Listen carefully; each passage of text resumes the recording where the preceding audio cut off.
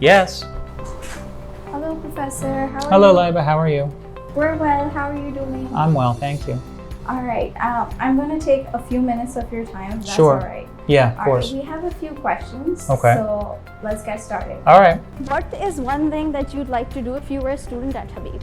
I think I'd like to take a music class. Probably learn sitar. Oh, interesting. If you could teach any course at Habib, which course would it be? If I could teach any course, I think I'd want to teach a course on science fiction. Oh, interesting. What's the best advice or something that you've learned from a student? Well, I think the most useful advice I ever got was to aspirate my aspirated consonants. There was a student who always stopped me to make sure that I said peak and pie correctly, and I'm still not sure I do, but. I think that's useful advice. All right, so quick questions. One student habit that you dislike? Not reading. Oh, okay. One student habit that you do like? Asking questions. Mind if I take a seat? Yeah, please. All right, thank you. All right, so you have to pick one option. Raheen Bhai fries or cafe to go fries? Raheen Bhai. Do you prefer morning classes or evening classes? I prefer mid-afternoon classes. All right. If you were to pick a place, would it be the Zen Garden or the courtyards? Courtyards. If you could take a class, like if you could learn something, would it be a language class or a music class? I think I gave that away, music class. All right.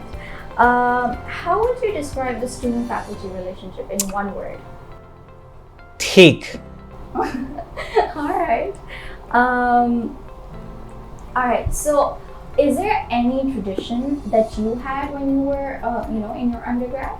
Yeah. Every year when you finished your Division 3, which was kind of like your thesis, there was a big bell that hung up on the 3rd floor of the library, and all year round it had a big long rope that hung down from it.